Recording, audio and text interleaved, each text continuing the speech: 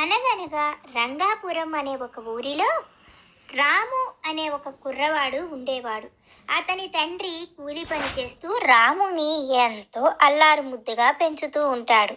కొన్ని రోజులకు రాము తండ్రికి గుండెపోటు వచ్చి పొలంలో అక్కడికక్కడే మరణించటంతో రాము బ్రతుకు మొత్తం అస్తవ్యస్తంగా మారిపోయింది. తర్వాత అతని తల్లే కూలి పని చేస్తూ రాముని పోషిస్తూ ఉండేది.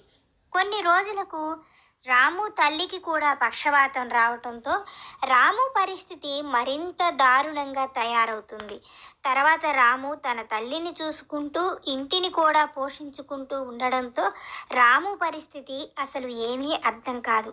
ఎంత కష్టపడి పనిచేసినా తన ఇంట్లో మాత్రం ఎప్పుడూ దరిద్రం తాండవిస్తూనే ఉండేది. రోజు ఈశ్వరాలయానికి వెళ్ళి రాము దండం పెట్టుకుంటూ ఉండేవాడు. తన పరిస్థితి ఎప్పుడు మారుతుందా, ఆ దేవుణ్ణి అనుగ్రహించమని రోజు దండం పెట్టి కోరుకుంటూ ఉండేవాడు.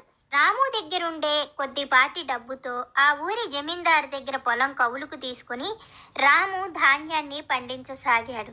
ధాన్యమంతా పండించి 4 రూపాయలు చేతిలోకి వస్తున్నాయి అనుకునే సమయంలో ఆ జమీందారు, నీ తండ్రి నా దగ్గర అప్పు చేసి చనిపోయాడు కాబట్టి ఈ అప్పును నువ్వే తీర్చాలి.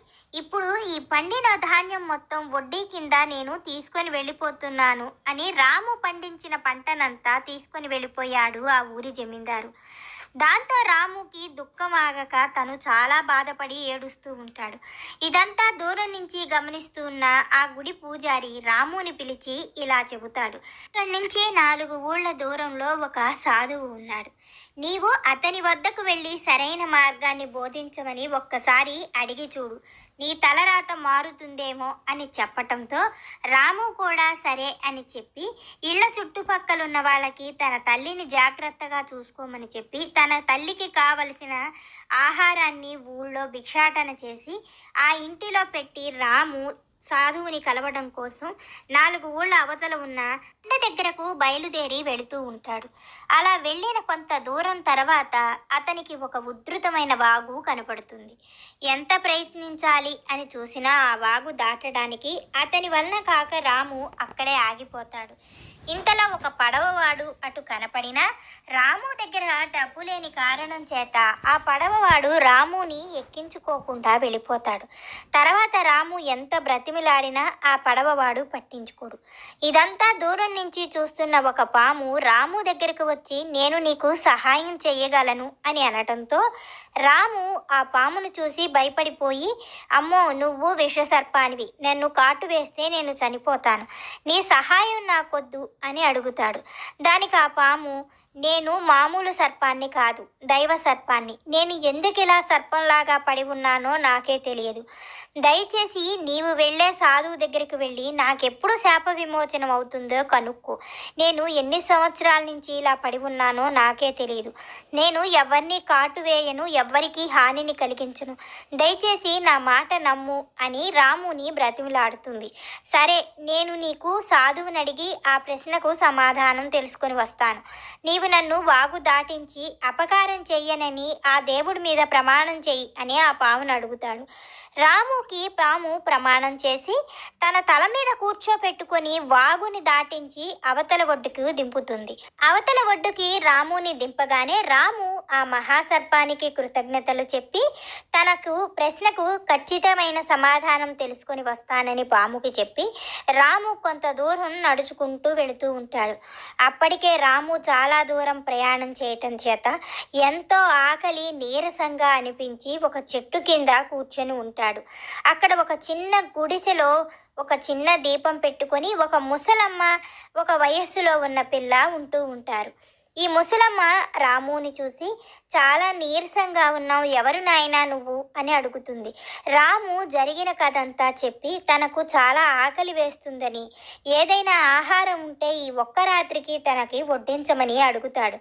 దాంతో ఆ ముసలమ్మకు జాలి వేసి, సరే ఈ పూట మాకు ఉన్నదే నీకు పెడతాం రమ్మని రాముని లోపలికి పిలిచి వాళ్లకు ఉన్నంతలో భోజనం వడ్డించి రాముని కుశల ప్రశ్నలు అడిగిన తర్వాత ఆ రోజు రాత్రి అక్కడ విశ్రాంతి తీసుకోమని చెబుతారు. రాము తెల్లవార్లు విశ్రాంతి తీసుకున్న తర్వాత తెల్లవారి లేచి మళ్ళీ ప్రయాణం మొదలు పెడుతున్నప్పుడు ఆ ముసలమ్మ ఇలా అంటుంది. బాబు, నేను రాత్రి నీకు విశ్రాంతి తీసుకోవటానికి, ఆకలి తీర్చడానికి సహాయం చేశాను కదా, అలాగే నువ్వు కూడా నాకు ఒక్క సహాయం చేసి పెట్టు. ఇది నా మనవరాలు. దీనికి మూగా చెవుడు, నోరు లేదు, చెవులు పనిచేయవు. దీన్ని ఎవ్వరూ వివాహం చేసుకోవడానికి కూడా రావడం లేదు.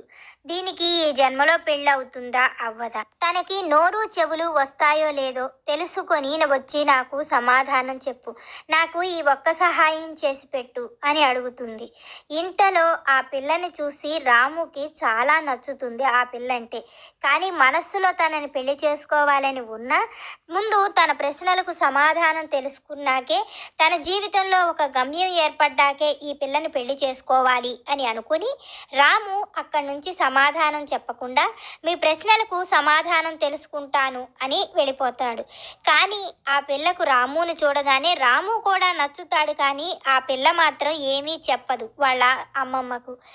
అలా కొంత దూరం నడుచుకుంటూ వెళ్ళేసరికి చాలా రాత్రి అయిపోతుంది. రాముకి ఇంకా ఎక్కడా జనసంచారం అనేదే కనపడదు. దాంతో రాముకి భయం వేసి ఇంత రాత్రిపూట ప్రయాణం చేయటం కూడా మంచిది కాదు, ఎక్కడ తగిన విశ్రాంతి తీసుకోవాలా అని ఆలోచిస్తూ ఉండగా ఊరి చివరన ఒకే ఒక్క గుడిసె కనపడుతుంది. ఆ గుడిసెలోనికి వెళ్ళి చూడగానే ఒక తోటమాలి వెనక కోటలో పనిచేస్తూ ఉంటాడు. ఇది ఎవరి ఇల్లు అని అడిగితే ఆ తోటమాలి ఇలా చెబుతాడు. ఇది ఒక జమీందారు బంగళా. ఇక్కడ ఎవ్వరూ ఉండరు. నేను ఈ బంగళాలో పని చేసుకుంటూ ఉంటాను. ఇది నా చిన్న ఇల్లు. ఆ వెనక ఉన్నది నా తోట. మీరెవరు అని అడుగుతాడు. రాము వచ్చిన సంగతి అంతా చెప్పటంతో ఆ ముసలతనికి జాలి వేసి రాముకి కొంచెం ఆహారం ఇచ్చి పడుకోవడానికి పంచలో ఒక చాపను కూడా ఇస్తాడు. అంతా అయిన తర్వాత రాము తెల్లవారి బయలుదేరి వెళుతూ ఉండగా రాముని ఆ ముసలి అతను పిలిచి ఇలా అడుగుతాడు. నాకు ఒక చిన్న సందేహం ఉంది. అది తీర్చి నాకు ఈ ప్రశ్నకు సమాధానం తెలుసుకొనిరా నాయనా నువ్వు అని అంటాడు. దానికి రాము ఏం ప్రశ్నో చెప్పండి, నేను మీకు వీలైనంత వరకు సహాయం చేయగలను అని అంటాడు. దానికి ఆ ముసలతను ఇలా అంటాడు. నా చేత్తో ఏ చెట్టు పెట్టినా బాగా బ్రతుకుతుంది. కానీ ఈ చెట్టు మా పెళ్ళైన కొత్తలో వేశాను. ఈ మామిడి చెట్టు ఇంతవరకు ఒక్కసారి కూడా ఇది కాపు కాయలేదు. ఆ రోజు నుంచి నేను నా భార్య దీని కాపు కోసం ఎదురు చూస్తూనే ఉన్నాం. మా చేతులతో పెంచిన ఈ చెట్టుని నరకలేక చాలా బాధపడుతున్నాం. ఇది అసలు కాయలు కాస్తుందా లేదా, ఈ చెట్టు నరికేయచ్చా లేదా, ఒక్కసారి నువ్వు ఆ సాధువుని అడిగిరా. ఇన్ని వేల చెట్లు నా చేత్తో బ్రతికినా ఈ ఒక్క చెట్టు మాత్రం ఎందుకు కాయలు కాయట్లేదు అనేది తెలుసుకొనిరా అని చెబుతాడు. రాము సరే, మీ ప్రశ్నలన్నింటికీ నేను వీలైనంత త్వరగా సమాధానాలు కనుక్కొని రాగలను అని అక్కడ నుంచి నడక తొందరగా ప్రారంభించి గబగబా కొండ దగ్గరకు చేరుకొని ఆ సాధువు ఉన్న గుహను ఆ చుట్టుపక్కల వాళ్ళని అడిగి తెలుసుకుంటాడు. ఆ తర్వాత ఆ గుహలోనికి వెళ్ళి సాధువు ధ్యానం ముగిసేంత వరకు రాము కూడా అక్కడే వేచి ఉండి సాధువు కళ్ళు తెరిచిన తరువాత, స్వామి, నాకు కొన్ని ప్రశ్నలున్నాయి. వాటికి మీరు సమాధానాలు చెప్పి దయచేసి నన్ను ఉద్ధరించండి.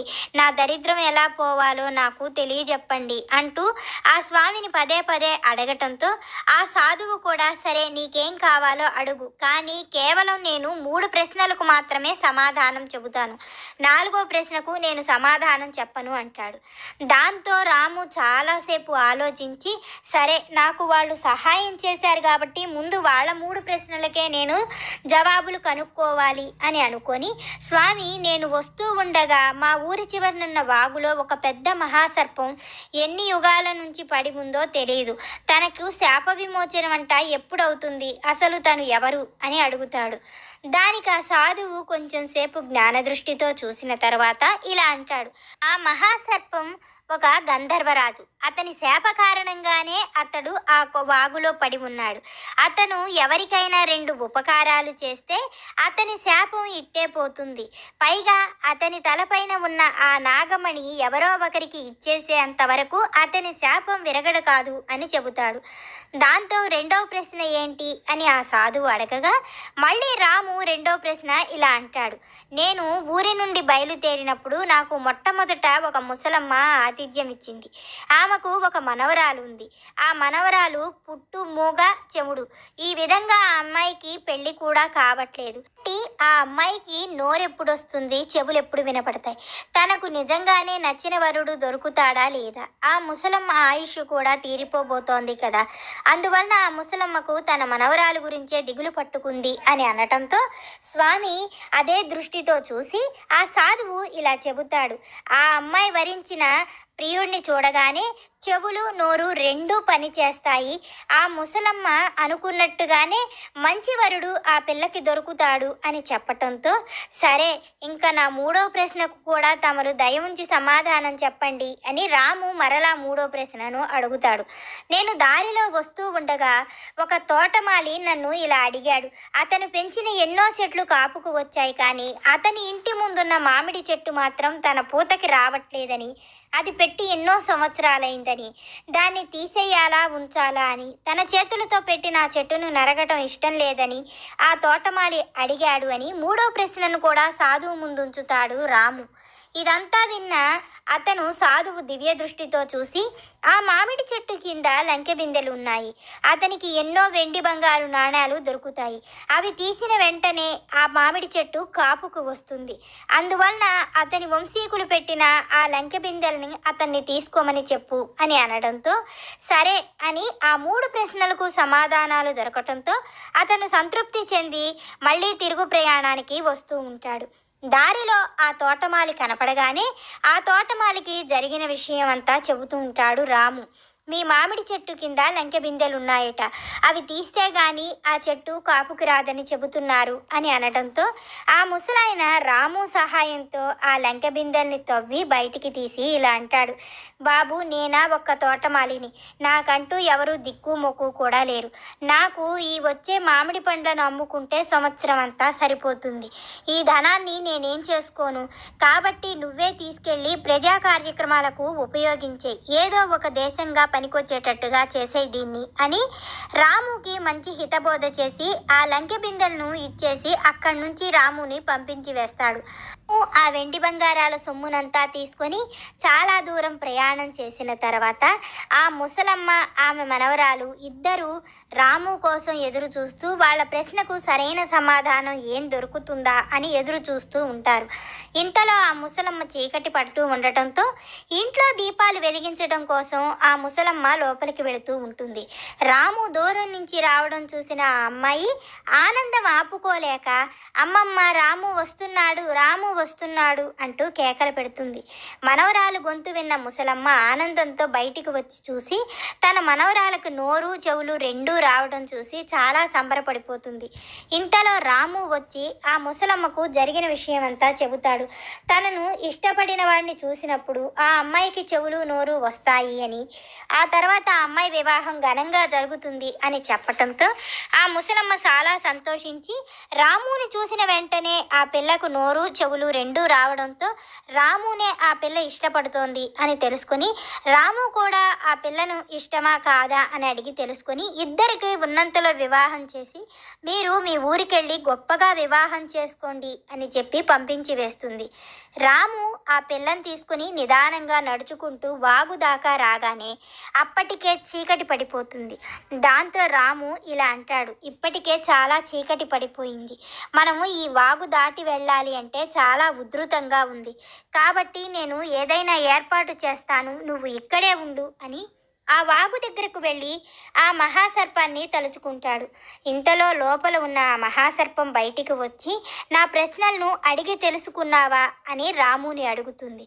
అందుకు రాము ఇలా చెబుతాడు, నీవు రెండు ఉపకారాలు ఎవరికైనా చేస్తే నీకు శాప విమోచనం అవుతుంది. నీవు పోయిన జన్మలో గంధర్వ మహారాజు అంట, శాప కారణంగా ఇందులో ఉన్నావు అని నాకు ఆ సాధువు చెప్పాడు అని అనటంతో దానికి ఆ మహాసర్పం చాలా సంతోషించి ఏం చెయ్యాలో చెప్పు అని అడుగుతుంది.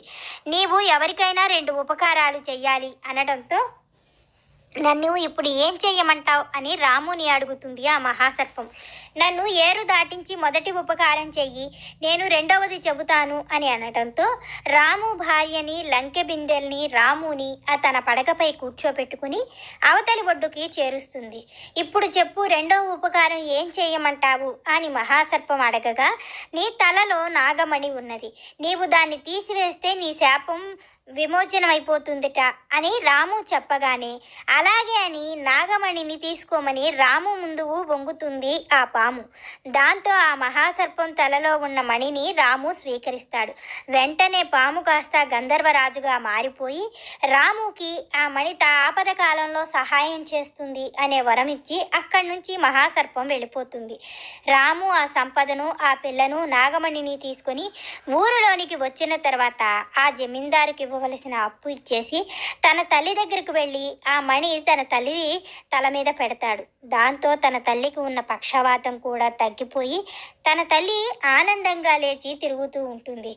ఆ తర్వాత మహేశ్వరుడి గుడికి వెళ్ళి ఆ నాగమణిని మహేశ్వరుడి తల మీద పెట్టమని గుడిలోని అర్చకుడికి ఆ మణిని ఇచ్చివేసి ఊరి వారందరినీ పిలిచి అంగరంగ వైభవంగా రాము ఆ పిల్లను వివాహం చేసుకుంటాడు.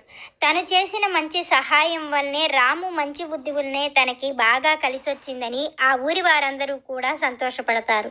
తర్వాత కాలం నుంచి రాము ఆ తోటమాలి చెప్పినట్టే తనకున్న సంపదలోనే తగిన దాన ధర్మాలు చేస్తూ ఎన్నో పుణ్యకార్యాలు చేస్తూ చాలా సంతోషంగా జీవించసాగాడు. రాము దరిద్రం అంతా పోయి చాలా సంతోషంగా ఉన్నందుకు రాము తల్లి కూడా తన పుత్రుడు మంచివాడైనందుకు సంతోషిస్తుంది.